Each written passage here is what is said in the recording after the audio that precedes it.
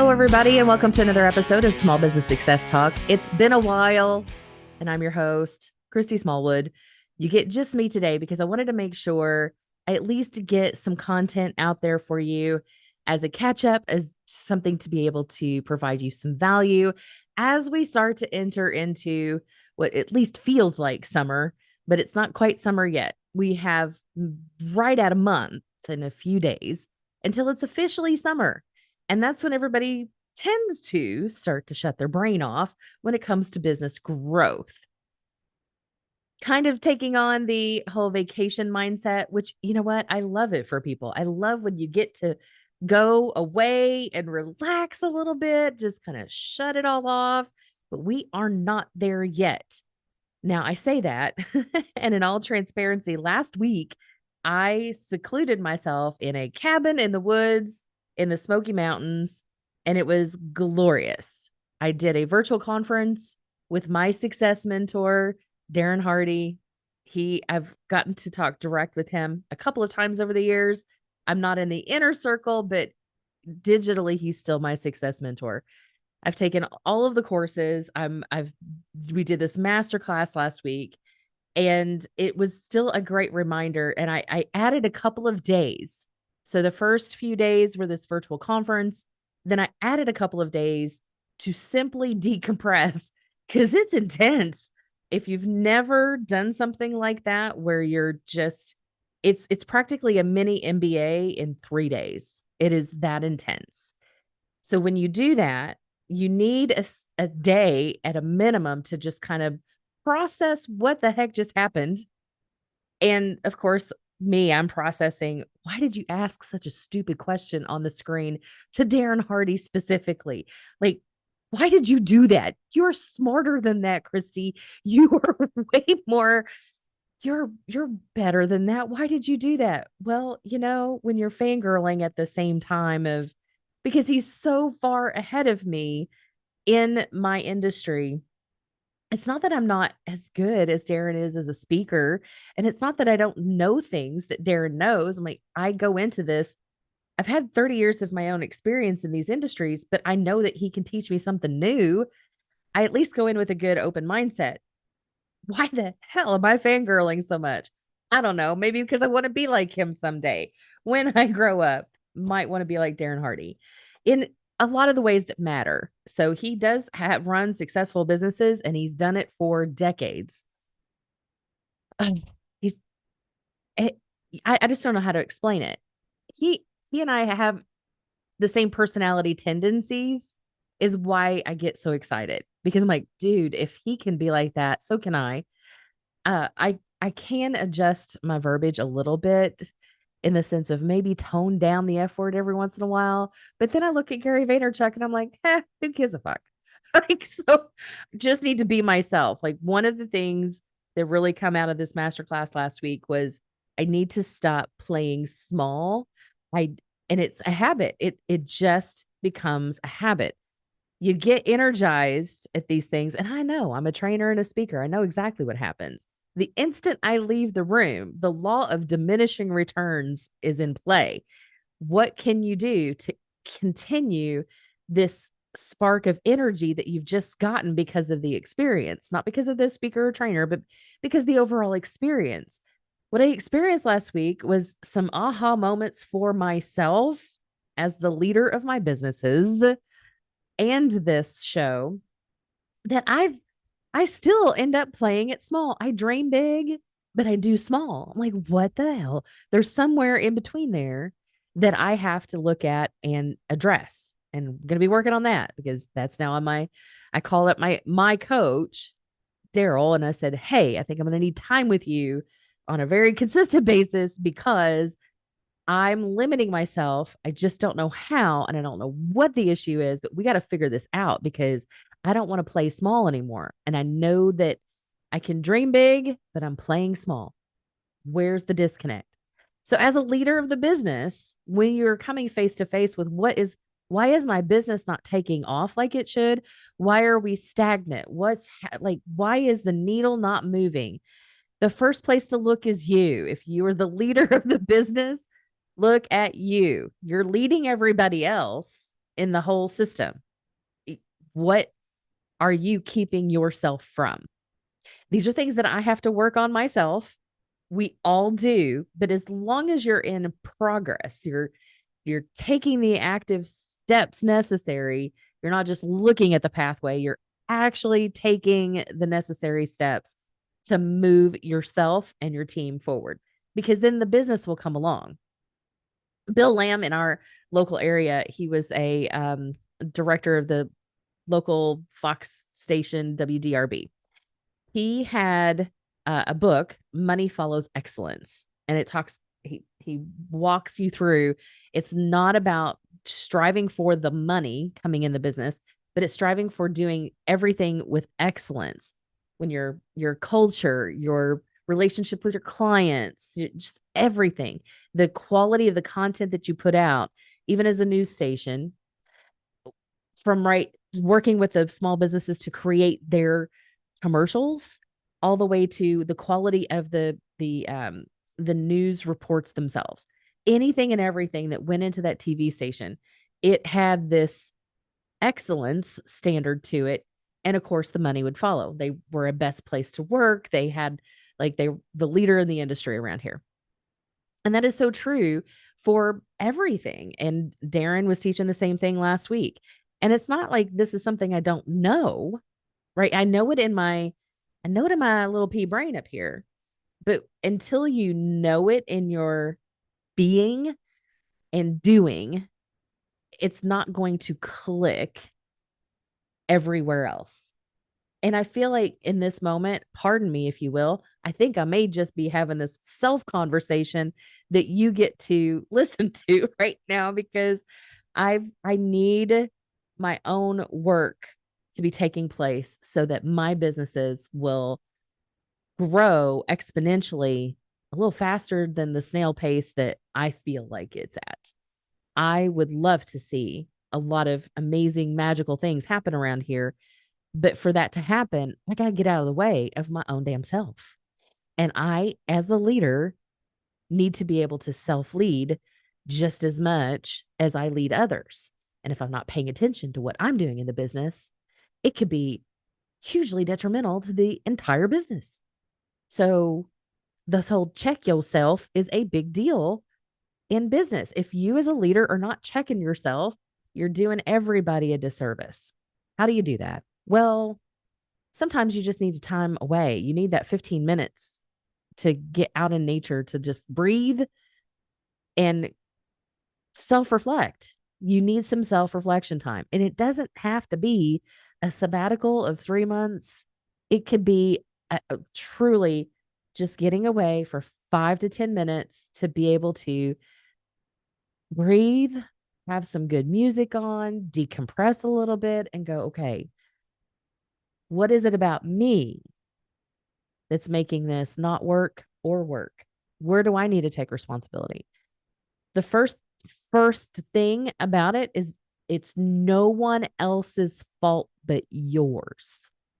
Everything that's happening in the business, if you're the owner, you're the leader, it's your responsibility. It's both a blessing and a curse. The blessing is it's all your responsibility because it's your name on it. It's your face in the business. It's all, centered around you. Your energy is what helps grow the business. It's your responsibility to put in good energy. The downside is when shit goes wrong, even if it happens to be somebody else that screwed something up in the business, it's your responsibility to provide the environment that one allows for healthy mistakes, because everybody's going to make mistakes. But instead of playing a blame game, it's how can you turn what just happened into something productive and valuable for the growth of the business or the growth of that employee or cast member, crew team, whatever you want to call them. How can you turn something like that from a mistake into something valuable? And that is the job of a leader. If you don't have the skills to do that, then that needs to be part of your personal growth plan. Get some leadership training. One of the things that I do for people is I help them with leadership. developing those skills, understanding how people work, including yourself. Because honestly, I am my biggest issue. I am my biggest issue. My friends know this. I overthink everything when it comes to myself. But I did have this moment this morning. Had this self talk, and it was all negative, and a lot of limiting belief kind of things were coming up. Starts with, this will never happen because, and I kind of got hit upside the head spiritually with, why can't that happen? Why wouldn't it happen? You're telling yourself it won't happen, therefore it won't, because you're not going to let it. And it's something that could potentially be amazing in my life, but I have kept saying, that's not going to happen. Well, then it's not going to happen. It seems so simple and crazy at the same time. We as human beings like to overcomplicate things. So, all of that, this initial part to be said, get yourself some leadership training. If you were watching the videos at all, you can see that I have in the corner over here some awards. And most of my awards are because I'm recognized as a good leader. And I kind of chuckle because I think the thing that makes me a good leader the most is I'm not afraid to have good, hard conversations. What are typically, they're not I guess they are confrontational, but in a healthy, good way. I'm not afraid to go deep with people, and I'm not afraid to call people out. I'm, and I don't know why I'm afraid to do it for my own self. Yep, there it is. I end up just blaming myself and yelling at myself and saying horrible things about myself that my friends would never say to me. Not in a million years would anybody look at me in the face and go, Christy, you really are a dumbass. Why the hell do you think you can actually do something like that? That's a stupid idea. You're not good enough. Like, why? My friends would never tell me that. But yet, here I am on a daily basis having this negative self talk. No, I say not. It's not on a daily basis. It's been daily this past couple of weeks for some reason. Um, I don't blame it on whatever retrogrades on top of retrogrades. But this, it seems like a lot of stuff is coming back up for me, and the negative self talk is happening again. So I have to stop that and check myself, and that way I can get out of the way of my business growth. So how do I grow my business? What are the ideas? So now I get into this idea mode of, oh my gosh, all the things that I want to do with the businesses. I have the marketing company, and the marketing company is going to get a not a facelift. It's going to get in a new edition, and I love it. I love where we're going to go with this. It's going to be so fun and fantastic because I want the marketing company to be fun and fantastic. Eagle Eye Strategic Marketing should be fun and fantastic. It's strategy first. We're going to help you plan it out and do the work. We're going to keep you on track to make sure the work gets done. But we're high on education as well. And I love to make sure that my clients know what we're doing and why we're doing what we're doing. Like, what is the objective behind doing this thing? What's the point? And I will teach them, like, there's a difference between we just want to make a sale to we want to build a community. Why do we want to build a community? Well, it increases the likelihood you're going to get referrals and sales and a loyal following. Like, these people, like, you want to build the heartstrings behind it. You want to tap into the meaning and the feeling everybody has, and you want that feeling to be good. Back to the leader. If you have a bad attitude, nobody wants to be around that in a day. I personally, when I know I'm in a bad attitude, I kind of have a signal of, I have caution tape. Don't, I wouldn't cross the caution tape line right now. Um, because it does give people a heads up of, oh, she's just going through something. And then they just chuckle and keep walking on. I've trained them well. When you get to the heart of people so that you can build a community, you can have a lot more fun with your marketing when it's going to the right people. When you're building your tribe, you can do so many great things with your marketing, not just, hey, we have this on sale. When you have a sale, and this, I do push people when I have my clients. I'm like, it's an 80-20 rule. Remember that. Just basic 80-20. 80% of the time you're building the relationship. You want to create conversation out there with your marketing efforts, meaning if you have a commercial, if you're doing actual video commercials, especially in your social channels, if you have a page as a business and you are doing anything on social, if it shows up in a feed, it needs to be conversational. If it shows up on the side as an ad, then sure, sell something. But if you're not doing a paid ad with that and you're doing a feed of some sort, keep that conversational. You want to create that engagement in your community of your network of people who are following you. If they don't want to talk about it, then that's not what they want from you. Give them what they want from you so that they'll talk about it, because that's the whole point. You want them to talk about you. That whole Bonnie Raitt song, give them something to talk about. Well, it's something they want to hear. They want to hear, not what you want to say, but what they want to hear. So there's this like Venn diagram, this whole magical mashup of, what they want to hear and what you want to tell them. And sometimes it's a very slim little, I can't do it very well with my hands. That's stupid. I'm trying to do it. There we go. Is that it? Itty bitty little space in that Venn diagram. But you find the magical messages, and that's what you put together in your marketing. Darren Hardy walked us through the compelling offer format. And it's a, give them something, make them an offer they can't refuse. So when you're putting together we have this for sale kind of thing. We're launching this, we're selling this. Put together such a compelling offer that it makes no sense for them to say no.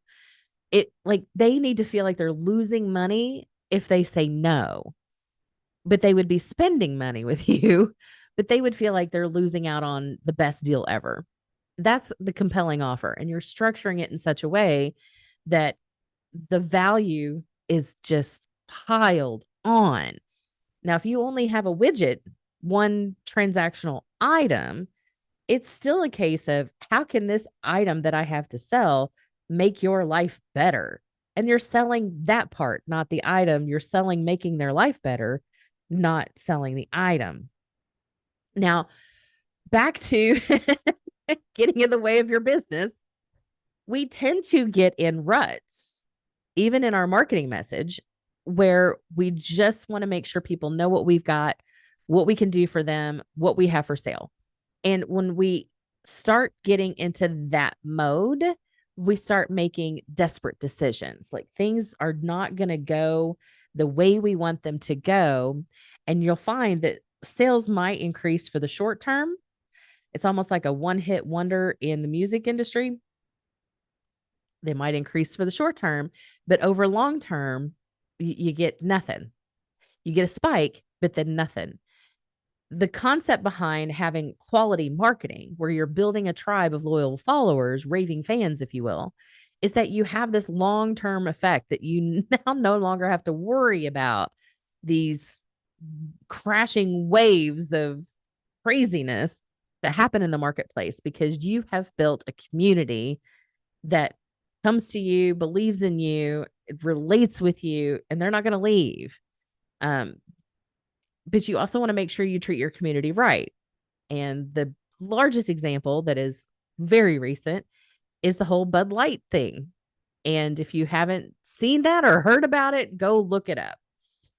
Bud Light clearly misstepped with their audience, with their loyal followers. Bud Light misstepped. Just simple as that. Whether it was right or wrong thing to do, doesn't matter. They misstepped. This is what happened. So you want to be sure to check in with your people on what they want. Bud Light didn't do that. So don't have it backfire. You want to pay attention to others. So pay attention to yourself. How are you holding back the business? And then pay attention to what your people really want from you. And you can even start that internally. Like, don't be afraid to talk to your team about how can we really do something great for our clients. Ask your team that, because they're probably the ones that deal with the clients more than you do. They're the front line. Ask them what the clients are saying. What are those needs? And then you start to grow from there. There's so many things. And we also talked about, the It's not even the elephant in the room anymore. It's interface, chat GPT, AI solutions. And it's just fascinating. Even I've been playing around with it. And I say playing around because uh and I am so glad Darren presented it this way. AI is good as a resource. It's not going to do it for you. You have to know what you want it to do to be able to tell it to do the thing that so that it outputs what you're expecting it to. You have to know what you want on the front end. So that's 10% on the front end is being able to clearly tell chat GPT or whatever AI tool that you're using, you have to clearly tell it what you want. And then it gives you a bulk back. So 80%, you're getting a bulk of thing to work with, whether it be visual or text, you're getting a bulk back. Well, then you need to refine that because it's never going to come back perfect. It's not going to be in your voice. It's not going to be complete, I think would be the right word. And at some point, we're going to be able to tell if it's an AI generated or not. And there, for example, there is a right now around there is this beautiful, cute little picture of this little baby bird that's very colorful and it's got blues and greens and it's got big O eyes and it's a little fluffy and it's as adorable as can be. And it's being touted as a baby peacock. Well, I am here to tell you that is not what a baby peacock looks like, but it's an adorable little bird, but it's an AI generated image. It's beautiful, but it's not completely correct. So there's still an end 10% that needs to be refined and edited from what AI gives you. Now, AI can save you all kinds of time. It can save you a lot of headache. It can help unblock maybe some writer's block, but it ain't going to do the complete job for you. So I think in the immediate sense, as far as people like me who are marketers or trainers or even business coaches, we have concerns, but the grand scheme of things, it's still a human to human world out there. The AI is a support system for that, for help for us to free us up to be able to have relationship. So back to how are you holding yourself up from the and the business? And are you really focusing on what your client is wanting from you? Because AI is only there to support these things, not take over these things. So if we know how to use it correctly, prompt it correctly, it can save you a lot of time and money. And one of the beautiful things from taking this masterclass is I have prompts. Like he already had a shit ton of that work done for me, and all I have to do is go in and use it. So that's my plan for the upcoming weeks. But there's a lot of concepts, a lot of examples. We went through a lot of intensive stuff last week. And one of the things that I wrote down multiple times in my own book. So I'm looking through these pages. This whole thing is like 100 and well over 100 pages of handwritten notes from this. Intense. I told you, intense. But multiple times I wrote in here, remove the logic from my marketing. I have been very informational and my team has been informational in my own marketing. And it's because for me, I was just like, just get something out to make sure that we're alive out there on the channels. Well, that's not what it should be. Even I know that. I know that. So when I say take the logic out, it's more about getting to the heart. So knowing how my service is, or me showing up in the room, or my team showing up, and we do these things, whether it be through the marketing company or Crusados, which is my training and development, how we show up and provide these services, it's the benefit of that benefit. So think benefit of the benefit of the benefit, go 3 layers out, because if you stop at the first benefit, that's not deep enough. That's not going to resonate. It's not relational enough. It's not getting to the real heart and root of what your person is looking for or how they feel about getting into that, whatever you have to offer. Then the other thing is, one of the things I know is I've not gone deep enough on what am I fighting for and what am I fighting against. So I started a whiteboard because I'm like, I don't even know. I'm running 100 miles an hour. I'm fighting to be able to pay the bills. Well, that's not a good answer. That's never a good answer. So what am I really fighting against? Let's start there. What are the things that I say I'm irritated about, or what just really, is my aunt used to say, trips my trigger. Okay. Well, if I did that, I thoroughly hate bad marketing. I hate bad marketing. Even my own bad marketing, I don't like it. So there's that. There's the mass media, because it's just divisive. It's useless except to create argument. And I don't like arguing. That I don't see, like, we can have discussion, but news media doesn't discuss. They argue. So I don't like that. The other thing is I fight against complacency, like, or stupidity, not or and. I don't like people who I don't like having to share my energy with those people who are constant blamers of others. And I don't like people who won't think for themselves. I don't like to deal with that. It's not that I don't like that person. I don't like sharing my energy that way, because then you're wanting me to take that responsibility on for you, and I'm not going to do it. You have to decide for yourself. That's one thing. Stupidity, complacency, thinking for yourself, fight the government a little bit, not in official terms, but damn it, quit taking all my money as a business. Fuck. If anything got me into politics, it would be that. There's a lot of other issues out there that politicians really don't need to have their hand. Like, you know what? I'm just going to stop, because this is a conversation that doesn't belong in this podcast. But as a business and the government, they don't really work well together, because the government, like with people's bodies, they just want to tell us what to do. I'm not good with that. So just that was on my list. And then I know I need to go even deeper. Now, what do I fight for? I fight for people's dreams. I probably fight for people's dreams more than they do. I fight for their ability to get to a higher potential. I want to see them step into their own greatness, because I'm thinking, man, if I can progress in life, if I can take what I have been and become something different, boy, I know I can help you do that.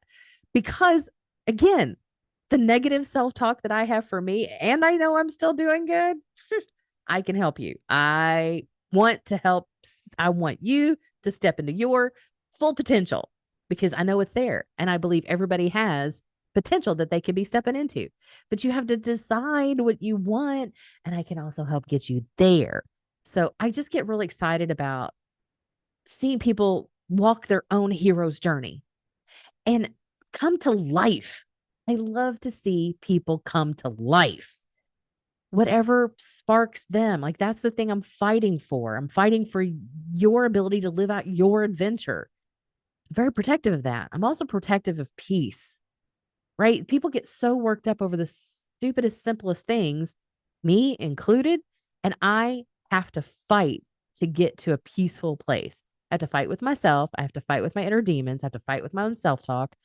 There's things that I have to fight just to get to a place of calm. And once I can get to a peaceful place, then I know I can step into joy faster. So it's a process for me. And I have shown other people how to go through this process from a little frazzled to fabulous, if you will. But that's part of finding the peace. And you have to fight for that. How the question of how can you be such a strong person? I did not have a choice. You just do the things that you need to do. So other things that came out of this masterclass is really going deeper into the best buyer. The one one of the things that really over and over and over again that came up was that relationship is the thing that matters.